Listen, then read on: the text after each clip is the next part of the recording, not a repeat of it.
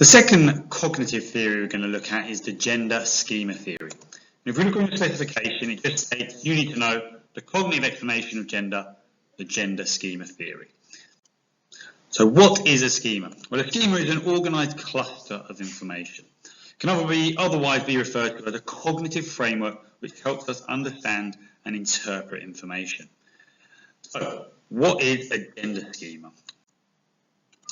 So we have a range of different schemas. If I throw any word at you like school, picnic, a load of word and images will be related to those topics. And that's your schema for each of those particular areas. So when I say the words male and female, the words and images that come to mind and are triggered will be your gender schemas. So for male, you might think of muscles, aggression, beard, physical. Those sort of words will be your gender schema for male. And the same thing would apply for your gender schema for female. So gender schemas are basically everything we know in relation to gender and gender appropriate behaviours. And we start acquiring this information at the ages of 2 to 3. So in this gender identity stage, according to Martin et al. Martin was the person who came up with this theory. And they said that gender and starting to understand gender occurs a long time before Kohlberg's idea of gender constancy. And that's why these two cognitive theories conflict. Kohlberg says we understand gender fully by the age of 6. The gender schema theory says we start to develop it at the ages of 2 and 3 is early enough. And at the age of 2 or 3, they say children start to search the environment to understand their gender and develop their gender schemas. So in summary, children start to develop gender identity at the age of 3, far earlier than Kohlberg's theory. And this starts to kick off their process of gender development. So schemas are there really to direct people's behaviour and to allow children to understand a little bit more about themselves. So for young children, schemas are usually based around stereotypes. Boys play football and play with trucks, girls play with dolls and do ballet. And it's this understanding that allows a child to develop a deeper understanding of themselves. So I'm a boy, so I should play with trucks. I'm a boy, so I should be playing football. But by the age of 6, they have quite a fixed understanding of what is appropriate for each gender. And a key thing about this theory is that gender schemas are very, very resilient. And by that I mean children will disregard any information that does not fit in with their schema. So if they were shown an image of a female doctor, they might ignore that and they might say to the researcher, that picture was of a man.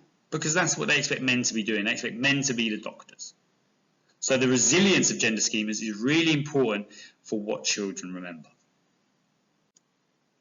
The gender schema theory also talks about in-groups and out-groups. In-groups are the group that we identify with. So if you're going to identify with other girls. That's your in-group. And they positively evaluate this group. They look at them in a positive light. They want to be like other people in their in-group. And it provides that child with a template on how they should be behaving. So they want to behave the same way other girls are behaving. Because they want to be part of that in-group. Out-groups, on the other hand, are groups that we don't identify with. So if you're a girl, you don't identify with boys. Boys will be the out-group. And they negatively evaluate that group. Whatever that group does, they view as a negative. They view it as bad. They view it as something that girls shouldn't be doing. And they want to avoid being part of that group. So if they see boys playing football, the girls won't play football because they negatively evaluate it, don't want to be associated with that particular behaviour, because that's what boys do. Help to develop children's schemas in a number of ways. The toys they give them. They'll give girls dolls, they'll give boys trucks and footballs. They'll also help develop schemas with the clothes that they give their children. Boys will be in blue, girls will be dressed in pink. And also, the way they treat their children. Fathers are going to be a lot rougher with their boys, do more physical activity with their boys than they will their girls. And all these different behaviours and the way they're treated will start to develop their schemas. They start to understand what's appropriate for boys, what's appropriate for girls. Also, parents are likely to reinforce behaviours through rewards and punishment.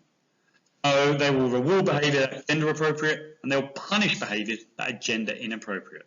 So if the boy starts to put on fairy rings, dance around the room like a fairy, the father might punish that behaviour because it's gender inappropriate. And straight away, the boy learns not to do that behaviour again. So all this treatment from their parents starts to help develop their gender schema and also affects their understanding and their gender development. Now we're going to have a look at the AO3, the evaluation for the gender schema theory. One study conducted was by Martin. And remember, Martin was also the person who created this theory. So what he did was he had boys under the age of 4 and he had gender neutral toys in the middle. So these aren't masculine toys, they're not feminine toys, they're classed as gender neutral. And what he did, he asked them, this is a girl's toy. So he labelled the toy straight away. This is a girl's toy. Would you like to play with it? And the vast majority of boys under the age of 4 said no thank you. And it's the same with the girls.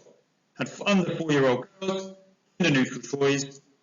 These are boys' toys. Do you want to play with them? And again, the vast majority of girls said no.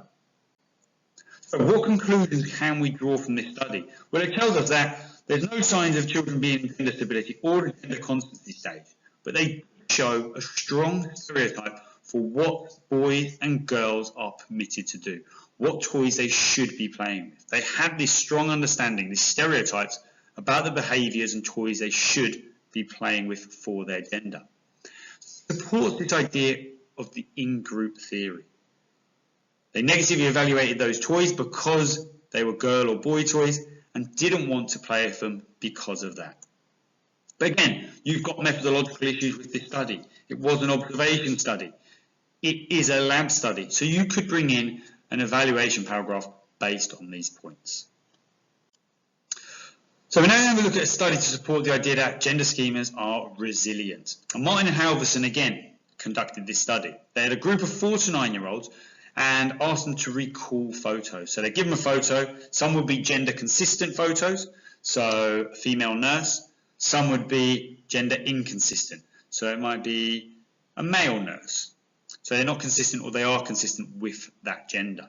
And what they found was that children under the age of 6 were far more likely to recall photos that were consistent with their gender schemas than inconsistent. Again, children will tend to ignore things that are inconsistent with their gender schemas.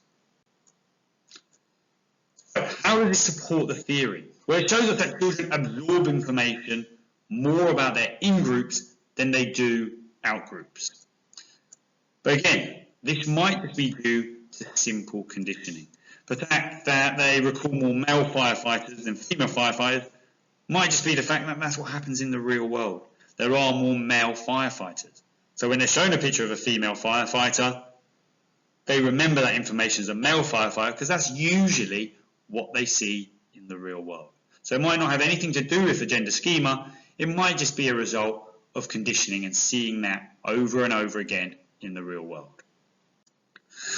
There is a study to contradict the gender schema theory carried out by Einsberg, and he found that 3-year-olds and 4-year-olds displayed typical gender behaviour, so boys playing with trucks, girls playing with dolls, before the development of their gender schemas. So children justified their choices without any reference to gender stereotypes at all. The boys play with trucks, but didn't say that's because that's what boys do. So there was no reference to gender stereotypes whatsoever. So it suggests that there might be some sort of evolutionary or innate explanation for gender schemas, that they develop innately and are biologically programmed within us rather than being something that's cognitive. And again, you can throw in a reductionist theory. It ignores the role of biology. It ignores prenatal exposure to testosterone and that masculinization of the brain. This focuses on cognitive aspects only, which makes it reductionist. Okay, it emphasizes on peers and parents and developing and maintaining those schemas, but ignores the important role that biology plays. Ruble came up with an interesting idea and concept that combines the 2 cognitive theories, Kohlberg's theory with the gender schema theory. And he says that they're 2 different processes. Most people say you either believe the gender schema theory or the gender Kohlberg theory. So it was one of those two. It was either or. But Ruble said there are two different processes that occur within us. Gender schema is responsible for organising all the information we've got and sorting out our memory on gender. And the gender constancy stage, the Kohlberg theory, was important for motivation. Okay, starting to understand what you are and be motivated to find out more about your particular gender.